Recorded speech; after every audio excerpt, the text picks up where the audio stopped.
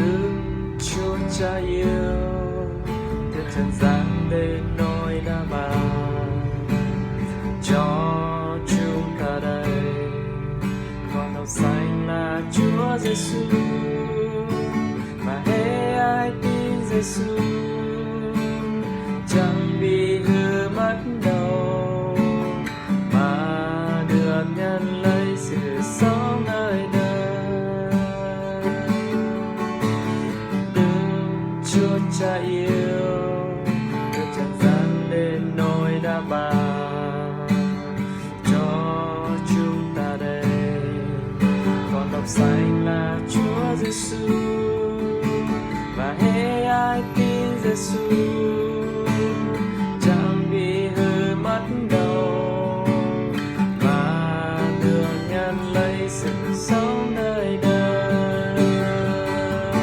Hallelujah, hallelujah, hallelujah, hallelujah, amen. Hallelujah,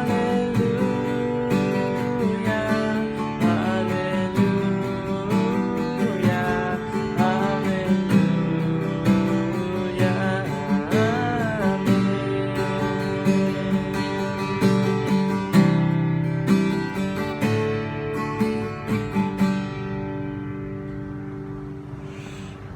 Ok, nhớ rồi ạ. Nhớ rồi thì cứ cho biết là sẽ lúc guitar nó thế. Lúc guitar nó giờ guitar thanh di bút rồi cho học sinh và chỉ là sinh viên này ạ. Đó. Bây giờ sẽ tổng thể ok. Số giờ cứ cho biết sang guitar chỉ cũng sẽ để biết mục cho guitar này là lúc khóa xong thì chán này nên nó là khóa đúc inox này ạ. Đó. Lùa bình thường, lùa Alice thứ. Sao nó là mặt thông. Guitar phê gì chỉ sao nó chỉ là gỗ ép nữa, nên chỉ mua được gỗ thịt rồi đi lử cho ít triệu là chỉ ít triệu chí một số 8 triệu là gì cho nên thì guitar gỗ thịt này cho nó lúc nó gió tụi ngay ít triệu ít triệu ốp buộc chỉ biết tàu guitar thì tàu tàu bao giờ không chỉ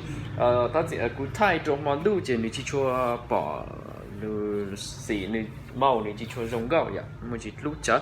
thì chỉ rốt nốt chỉ màu là màu nâu đỏ này ạ, màu lét trắng này. Chị ok xong rồi này mặt thông cho gỗ thông cho vân gỗ này nó cũng giống gốc cờ thế. Nếu chỉ mua khó bởi tia thì mắt vân gỗ này chỉ mua còn đây chỉ cũng giống gốc cờ lú sư ạ. Đó sang mặt gỗ ép chỉ như nhà gỗ ép loại tốt thoải mái thì rơi mình không vỡ, nếu chỉ vỡ chỉ biết đất chỉ lên. Đó khóa inox, khóa đúc thì như chống dỉ bền hơn cho khóa hở là chỉ khóa xi này nhỉ. Lúc nào chỉ tụi gây ít triệu ó chỉ tầm khoảng đi tới chỉ bây giờ cho sinh viên là chỉ bây giờ cho nhiều khó pick cỡ này bây giờ cả guitar bây giờ tàu lúc guitar phanh gì ta chỉ được chua ok sao thì biết sai lúc nào còn phanh gì được chua thì sẽ bị ống bóng ở trong khóa tư là những tơ cho gỗ ép sao nó cho nó để những chua hết yeah. Ok chị con nó cũng chỉ tao hải để cho nó chỉ như là nhựa thế nhỉ, tủ ngựa thế cho chốt là nhà nhựa xí thế chỉ tủ công nó chỉ là nhựa tủ này làm tông đó. Ok chỉ lúc nào chỉ cứ tự ua thế cứ ua video đó biết bỏ cứ ua io ra video đó biết lúc nào mã là Isaac 01 Isaac 01 thì giá 1,2 triệu thì tàu guitar tàu bảo ra tàu lên của lục lăng là speaker tên đó thế đó thì tôi tầm giá khoảng 1 triệu lên đây rồi bút rồi biết cho nhiều hộp pi cỡ để biết xả tàu guitar lò cỡ để biết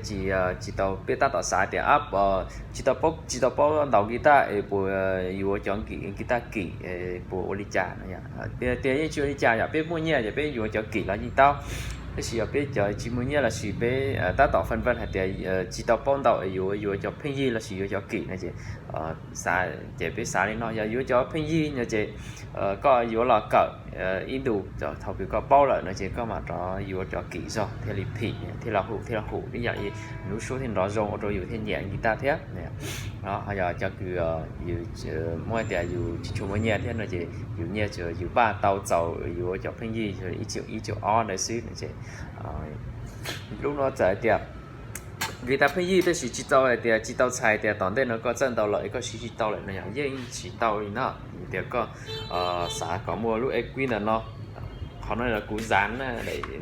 tới nó sẽ cú dán này cú ghi thông tin nó sẽ giờ xã cái mua họ lúc equin là nó một hồ loa là lúc nó in rõ tao trong công trong nổ hẹn giờ chỉ bây giờ đó chỉ in dùng tàn cho lại thì đó chỉ tụ cân đan bây giờ cho nó là cho cân đam mê đó nên bỏ tiền cú thằng cú nhảy nào là cú tối đi nó chỉ